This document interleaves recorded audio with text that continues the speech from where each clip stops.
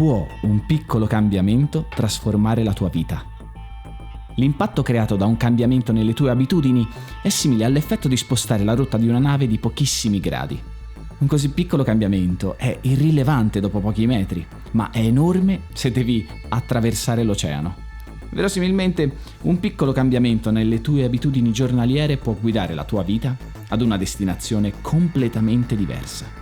Quindi, dovresti essere molto più preoccupato dalla tua attuale traiettoria, piuttosto che dalla tua attuale posizione.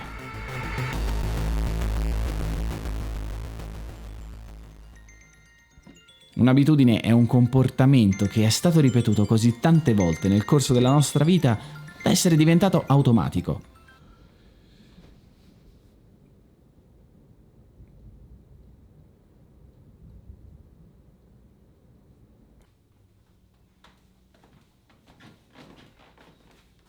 Ogni individuo ovviamente ha le sue abitudini, ma negli ultimi anni specialmente, una di queste ci accomuna in maggioranza.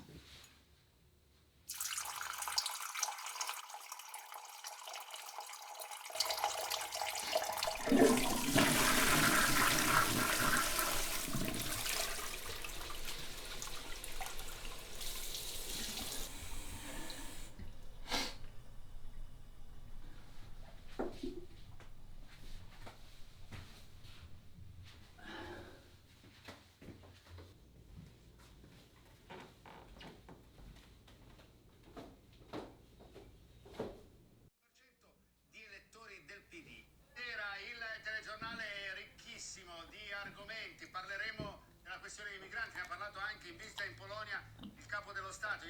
In Europa ci sono regole preistoriche rispetto all'accoglienza e comunque alla trattazione della questione dei migranti, mentre che si sa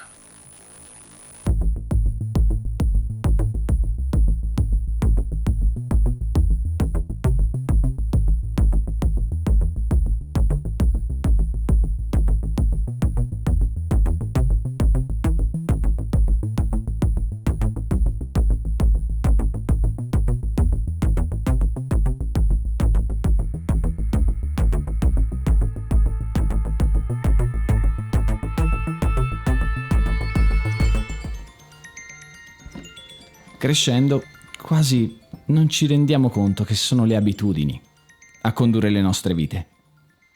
E per me, che sono un ragazzo italiano, diciamo che tra le mie abitudini c'era anche quella di mangiare bene. Ho detto c'era, già, perché quasi 2 anni fa ho deciso di trasferirmi negli Stati Uniti, dove mangiare bene non è sempre facile. Infatti molti americani tendono a mangiare in modo veloce e poco salutare, consumando cibi pronti da portare via. Secondo i Centri per il Controllo e la Prevenzione delle Malattie, ovvero i Centers for Disease Control and Prevention, sentite che bell'accento che mi sono fatto, circa il 40% degli adulti negli Stati Uniti sono considerati obesi. E questo, indovina perché? Perché sono abituati a fare così. Sono abituati a mangiare cibo spazzatura perché c'è ovunque.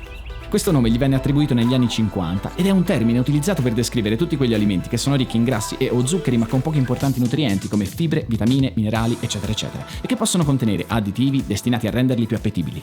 Ma questo cibo ha anche altri effetti negativi sulla salute come problemi digestivi, ictus, malattie cardiache, diabete e cancro, per citarne alcuni. Ma allora perché è così diffuso? Com'è entrato a far parte delle loro abitudini e perché sembra così difficile per molti farne a meno?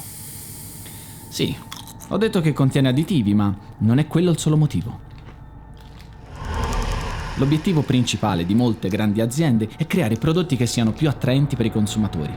Le aziende spendono milioni per scoprire il più soddisfacente livello di croccantezza delle patatine, la perfetta quantità di anidride carbonica in una bibita, il perfetto algoritmo per ciascun social media o il miglior abbonamento per tenerti incollato alla TV. Il risultato è che diventano attraenti per il nostro cervello. Quante volte ti capita, ad esempio, di avere il telefono in mano e non sapere per quale motivo? O di fare colazione sempre con gli stessi biscotti? O finire ogni sera incollato a Netflix? Le abitudini sono guidate da un rilascio di dopamina. La dopamina, detto in parole poverissime, è una molecola organica prodotta dal nostro cervello che svolge diverse funzioni nel nostro corpo, tra cui i meccanismi di ricompensa e sensazione di piacere. Ogni abitudine che è altamente assuefante, come mangiare cibo spazzatura, usare il telefono, eccetera, eccetera, è associato a un più alto livello di dopamina.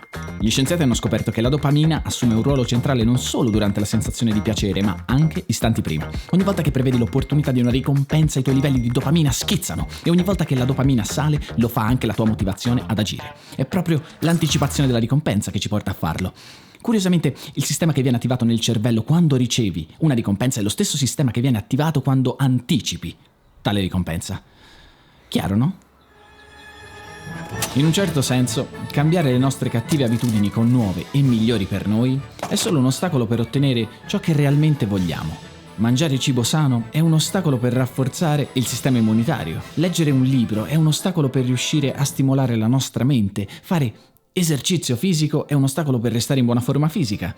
Tenere il telefono lontano è un ostacolo per riuscire a pensare più chiaramente. Sono un ostacolo perché devi fare uno sforzo. Tu non vuoi l'abitudine in sé. Cosa vuoi realmente? È il risultato che l'abitudine ti porta. E più grosso è l'ostacolo e più frizione c'è tra te e quello che vuoi. E noi non vogliamo avere più frizioni nella nostra vita, no. Il problema è che spesso tentiamo di creare delle buone abitudini in un ambiente che ce lo impedisce. E ancora più spesso siamo noi che ci creiamo quegli ostacoli. Se stai avendo dei problemi a cambiare le tue abitudini, il problema non sei tu. Il problema è il tuo sistema.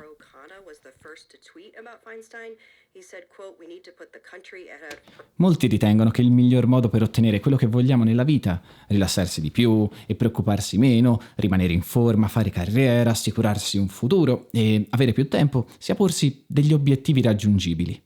Ma qual è la differenza tra sistemi e obiettivi? Gli obiettivi sono i risultati che vuoi raggiungere, i sistemi sono il processo che ti porta a quei risultati. E ciò che davvero conta sono i sistemi, non gli obiettivi. Infatti, se ci pensi bene, sia vincenti che perdenti hanno gli stessi obiettivi. Questo non vuol dire che porsi degli obiettivi sia inutile, no. Gli obiettivi sono importanti per seguire una direzione, ma i sistemi sono migliori per fare dei progressi. Diciamo che i sistemi sono un insieme delle nostre abitudini. E se queste abitudini hanno preso a far parte della tua vita, vuol dire che ne avevi bisogno, per quello continui a ripeterle. Se vuoi capire quali abitudini non migliorano la tua vita, devi prima identificare quali sono le tue abitudini. Se vuoi introdurre una nuova buona abitudine, devi sentirti motivato a iniziarla. Devi renderla ovvia, alla vista, devi averla a portata di mano così che ti senti in colpa se non lo fai. Ad esempio, se vuoi leggere, lascia il libro in una zona della casa dove capiti spesso. E per eliminarne una? Beh, semplicemente toglila dalla tua attenzione. Un altro modo è collegare l'attività che vuoi trasformare in abitudine a una ricompensa. Immagina che tu voglia mangiare cibi più sani, ma ti risulti difficile resistere alle tentazioni di cibi grassi e con pochi nutrienti. Ogni volta che scegli di mangiare un frutto, invece di uno snack, concediti il permesso di ascoltare la tua canzone preferita o di prendere il telefono o di fare quello che più ti piace. Cerca di ridurre al minimo la resistenza che ti impedisce di fare l'attività che vuoi trasformare in abitudine. Molte volte pensiamo che la chiave per tutto sia fissare obiettivi e pianificarli nei minimi dettagli, ma la vera chiave per fare progressi è agire. Perché programmare ti porta ad avere solo l'idea di avere fatto dei progressi senza realmente fallire. Programmare è come una forma di procrastinazione. Se ad esempio mi accorgessi di passare troppo tempo col telefono in mano, una buona cosa da fare è impedirmi di prenderlo così spesso. Magari, che ne so, al mattino quando mi sveglio. Lo faccio con una sveglia tradizionale o potrei anche eliminare alcune app per aumentare la resistenza nell'aprirle di nuovo, dato che dovrei riscaricarle ogni volta. La verità è che tu quelle cose le vuoi fare e se vuoi davvero inserire nuove abitudini, la chiave è iniziare con ripetizione, non con perfezione. Sono piccolissimi accorgimenti, ma immaginate quanti ne possiamo inserire nella nostra vita per renderla migliore. Pensate, come posso disegnare il mio piccolo mondo dove fare la cosa giusta è facile? Ridisegna la tua vita in modo tale che le azioni che contano di più sono quelle più semplici da svolgere. Magari non all'inizio, ma col tempo lo diventeranno. Siamo più motivati a ripetere un comportamento quando l'esperienza che ci offre è soddisfacente. Il piacere insegna al tuo cervello che quel comportamento vale la pena di essere ricordato e ripetuto. Ma noi non cerchiamo ogni tipo di soddisfazione, no. Noi vogliamo una soddisfazione immediata. E non tutte le scelte che fai oggi ti danno un beneficio immediato. Se oggi lavori bene, riceverai un buono stipendio a fine mese. Se ti alleni e mangi in modo sano, sarai in ottima forma l'anno prossimo. Se risparmi soldi ora, potrai goderti una bella vacanza più avanti. Ma una ricompensa ottenuta adesso tipicamente vale più di una possibile in futuro. Perché continui a mangiare cibo spazzatura se sai che aumenti il rischio di diventare obeso? Perché continui a guardare le stesse app 100 volte al giorno se sai che ti stanno solo distraendo? Perché non leggi più spesso se sai che fa bene al cervello? Quando capisci come il tuo cervello priorizza le ricompense, la risposta diventa chiara. Le conseguenze delle cattive abitudini sono ritardate, mentre la ricompensa è immediata. Il risultato immediato ci fa generalmente sentire bene, ma quello finale ci fa sentire male. Con le buone abitudini invece succede il contrario. Ad ogni modo, quando il momento di una decisione arriva, la gratificazione istantanea solitamente vince. Stai scegliendo il presente te che vuole essere pieno, coccolato e intrattenuto. Infatti, quello che è immediatamente ricompensato è ripetuto, quello che è immediatamente punito è evitato. Fare progressi è soddisfacente, rafforza il tuo atteggiamento e ti offre una piccola ricompensa immediata. Puoi registrare i tuoi allenamenti, tenere un diario alimentare o annotare il numero di pagine di un libro letto.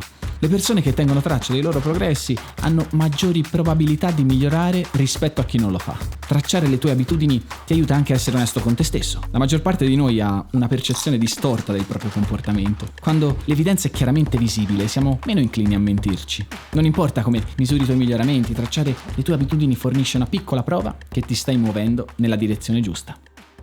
A volte può risultare difficile trovare il tempo per dedicarci alle nostre passioni o cominciare nuovi passatempi che da sempre desideravamo. Tuttavia, scoprirai che è possibile sostituire alcune attività un po' più tossiche con cose che hai sempre voluto fare. Potremmo utilizzare il nostro tempo in modo più efficace e aprirci a nuove esperienze.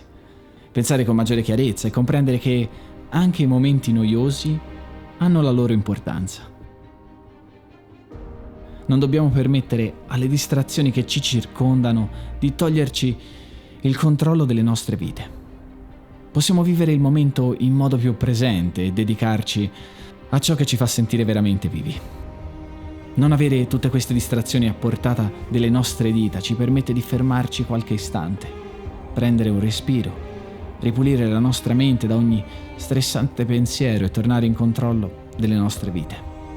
Io ho capito che alcune abitudini che avevo non contribuivano a realizzare ciò che voglio perseguire nella mia vita. Ma allora, può un piccolo cambiamento trasformare la tua vita? È improbabile che tu lo diresti, ma se ne fai un altro, e un altro, e un altro ancora, ad un certo punto dovrai ammettere che la tua vita è stata trasformata da un piccolo cambiamento, da una piccola abitudine. Il tuo cambiamento non è un obiettivo da raggiungere o una linea da attraversare, ma è un sistema per migliorare un infinito processo di affinamento.